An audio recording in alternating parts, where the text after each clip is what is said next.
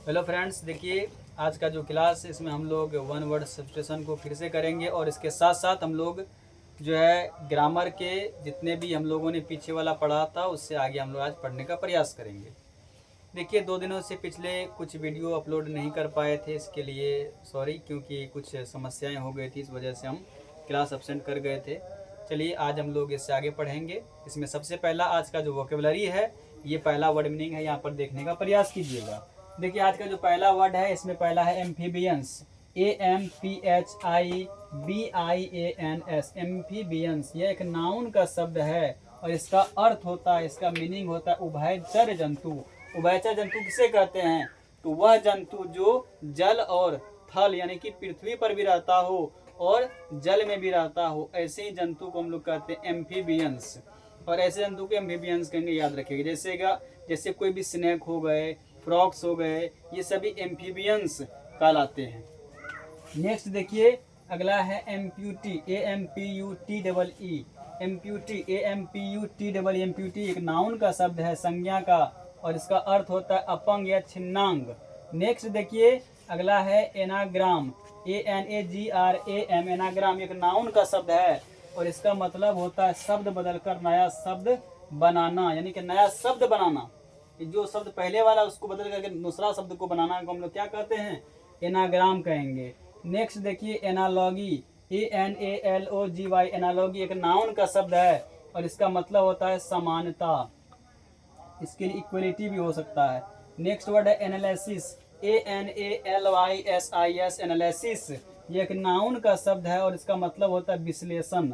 Next देखिए anarchist, ANARCHIST। Anarchist एक noun का वर्ड है और इसका मतलब होता है अराजकतावादी, अराजकतावादी। नेक्स्ट वर्ड देखिए अगला है एनाटॉमी, ANATOMY।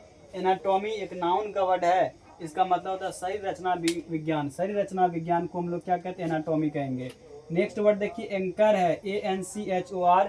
एंकर एक नाउन का वर्ड है, इसका मतलब होता है रेडियो या दूरदर्शन पर कार्य करने वाला व्यक्ति को या कार्य प्रस्तुतकर्ता को हम लोग क्या कहेंगे? तो एंकर कहते हैं। नेक्स्ट वर्ड है एंशियंट, ANCIENT। एंशियंट ये एक एडजेक्टिव का वर्ड है और इसका मतलब होता है प्राचीन या पुराना। प्राचीन या पुराना इसका अर्थ होता है। नेक्स्ट देखिए लास्ट है एंसीडोट, ANECDOTE। एंसीडोट का मतलब होता है लघु कथा, जो एक नाउन का शब्द है। चलिए एक बार इसको फिर से रिकॉल कर लेते हैं। एम्फीबियंस उभयचर जंतु, एम्प्यूटी अपंग या छिन्नांग, एनाग्राम शब्द बदलकर नया शब्द बनाना, एनालॉगी समानता, एनालिसिस विश्लेषण, एनार्किस्ट अराजकतावादी, एनाटॉमी शरीर रचना विज्ञान, एंकर्स रेडियो या दूरदर्शन पर कार्य प्रस्तुत करता, कार्यक्रम को प्रस्तुत करने वाला, एंशियंट मतलब होता है प्राचीन या पुराना, एंसीडोट मतलब होता है लघु कथा। चलिए इसका स्क्रीनशॉट लीजिए, फिर हम लोग पढ़ेंगे इसमें ग्रामर का present continuous present indefinite tense का जितना भी रूल पढ़े थे, इसके आगे का रूल हम लोग आज पढ़ेंगे। चलिए देखिए इसमें हम लोगों ने कल यानी पिछला वाला वीडियो में जितना भी स्ट्रक्चर्स कमांड किया था, इस स्ट्रक्चर्स के आधार पर कुछ वाक्यों को भी हम लोगों ने बनाया था। तो आज का जो वीडियो रहने वाला है इसमें काफ़ी अच्छा और स्टैंडर्ड क्वालिटी का आपको जो वाक्य अगर मिलेंगे कभी भी, तो वो वाक्यों को हम लोग अच्छे तरीके से बना पाएंगे, क्योंकि इसमें हम लोग आज अच्छे से जो कुछ स्ट्रक्चर्स को किस प्रकार से बनाया जाता है उस स्ट्रक्चर को भी समझेंगे और उसके साथ साथ जो भी वाक्य एडवांस लेवल का होगा उस वाक्यों को भी बनाने का प्रयास करेंगे। तो चलिए सबसे पहले आज देखते हैं पहला जो स्ट्रक्चर है वो देखिएगा। देयर प्लस इज या was plus nothing plus but plus noun है।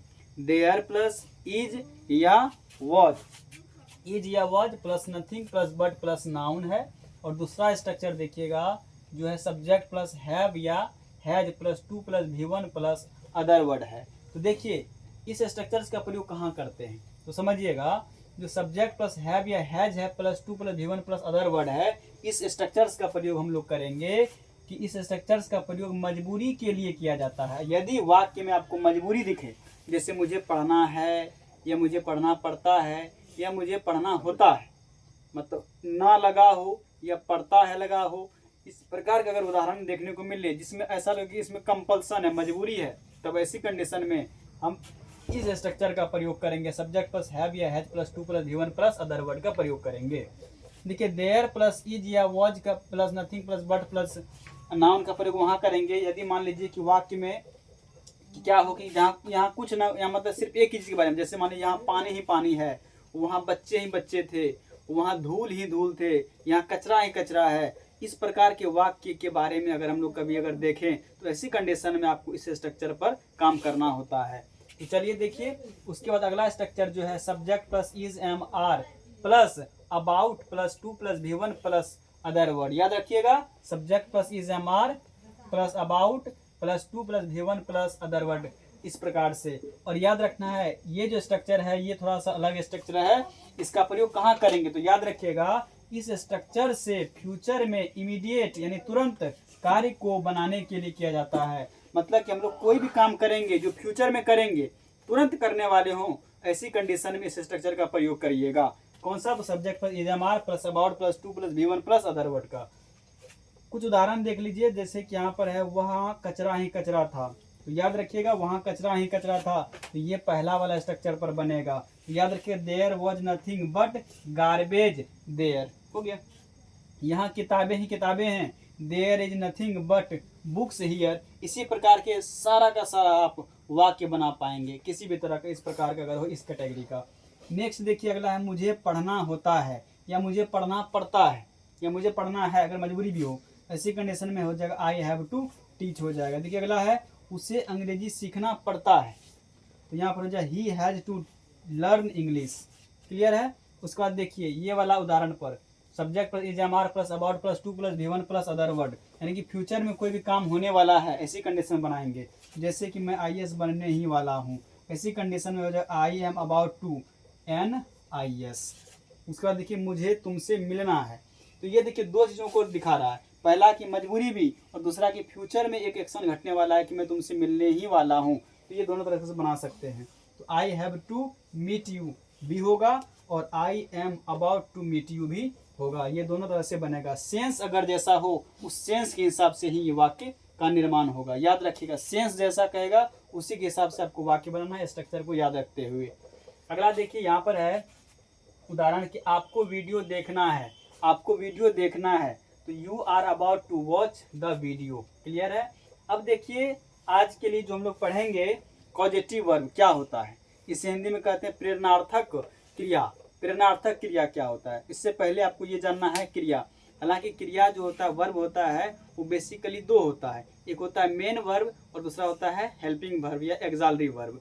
मेन वर्ब को लेक्सिकल वर्ब के नाम से भी जानते हैं, जिसको फिर अलग अलग क्लासीफाई किया जाता है, जिसके बारे में हम लोगों ने पीछे पढ़ा भी है, जो आप पीछे वाले वीडियो में आप देख पाएंगे।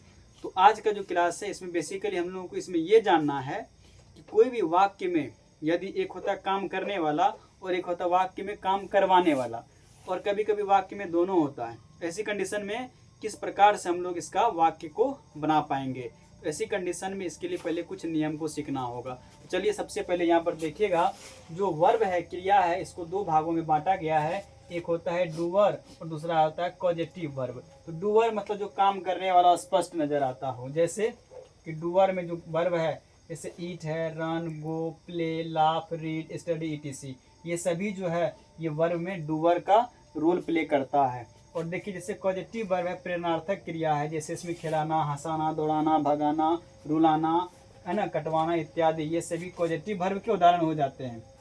अब कॉजेटिव वर्ब होता क्या है, किसे कहते हैं, तो देखिएगा जब कोई भी व्यक्ति खुद काम न करके दूसरे से काम करवाता हो तो ऐसे ही क्रिया को कहते हैं कॉजेटिव वर्ब। यदि किसी वाक्य में, या ऐसे समझिएगा कि यदि कोई व्यक्ति कोई काम खुद न करके किसी से काम करवाता हो, ऐसी कंडीशन में ऐसे ही क्रिया को क्या कहते हैं, कॉजेटिव वर्ब कहते हैं, प्रेरणार्थक क्रिया कहते हैं। इस पर आधारित कुछ वाक्यों को भी समझना होगा। तो अब समझिए इसके लिए आपको क्या करना होगा, तो मेक और गेट का प्रयोग करना होगा। इसके लिए मेक और गेट का प्रयोग करना है। अब मेक का प्रयोग कहाँ करते हैं समझिएगा पहले। देखिए मेक का जो प्रयोग है कि जब काम करने वाला और काम करवाने वाला व्यक्ति दोनों मौजूद हो उसमें हम लोग मेक का प्रयोग करेंगे, याद रखिएगा। और गेट का प्रयोग कहाँ करेंगे, यदि जब काम करवाने वाला व्यक्ति हो और काम करने वाला ना हो तो वहाँ पर हम लोग गेट का प्रयोग करते हैं, याद रखिएगा।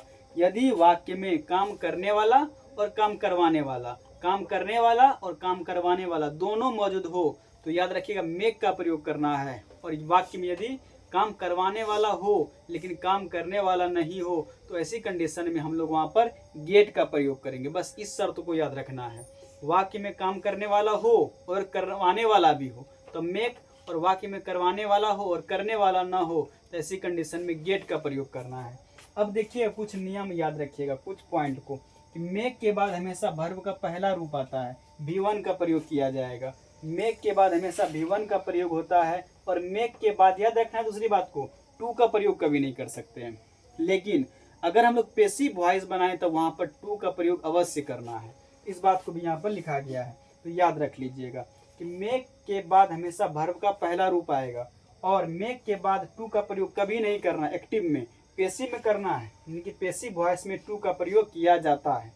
अब समझिए गेट का प्रयोग, यानी कि जब काम करवाने वाला व्यक्ति हो और काम करने वाला व्यक्ति नहीं हो तो ऐसी कंडीशन में गेट का प्रयोग करते हैं। और याद रखना है इसके लिए गेट के बाद हमेशा वर्ब का तीसरा रूप आता है। वर्ब का तीसरा रूप हमेशा प्रयोग करना है, किसके बाद? हमेशा तो गेट के साथ, गेट के साथ। अब इसके लिए बहुत बहुत इंपॉर्टेंट स्ट्रक्चर को याद रखिएगा, इसी स्ट्रक्चर पर आप वाक्यों को बना पाइएगा। पहला स्ट्रक्चर को याद रखिएगा, subject plus make plus object plus verb का first form plus other word, यानी कि यहाँ देखिए subject plus make plus object plus V1 plus other word होगा। और गेट के साथ हमेशा प्रयोग करना है थर्ड फॉर्म का, वर्ब का थर्ड फॉर्म, यानी subject plus get plus object plus V3 plus other word हो जाएगा। इन दो बातों को याद रखना है, subject plus make plus, subject plus make plus object plus V1 plus other word का प्रयोग करिएगा। किसके लिए? तो जब काम करने वाला और काम करवाने वाला वाक्य में दोनों हो तब ऐसी कंडीशन में इस स्ट्रक्चर का प्रयोग करिएगा, यानी कि मेक का प्रयोग करेंगे। और जब मेक का प्रयोग करेंगे तब वहाँ पर आपको वर्ब का पहला रूप का प्रयोग करना है। और यदि गेट का प्रयोग करेंगे, यानी कि subject plus get plus object plus third form of the verb plus other word, ऐसी कंडीशन में हम लोग किसका प्रयोग करेंगे? तो यहाँ पर गेट का प्रयोग करेंगे। और जब काम करवाने वाला हो, काम करने वाला नहीं हो, ऐसी कंडीशन में गेट का प्रयोग करते हैं और इसके बाद वर्ब का थर्ड का फॉर्म का यूज़ करते हैं। तो चलिए ये आपका स्ट्रक्चर हुआ, इस स्ट्रक्चर के आधार पर ही हम लोग आगे जितने भी वाक्य होंगे ये सभी वाक्यों को भी बनाएंगे। तो आज के लिए इतना ही, मिलते हैं कल अगले वाले वीडियो में, तब तक के लिए जय हिंद।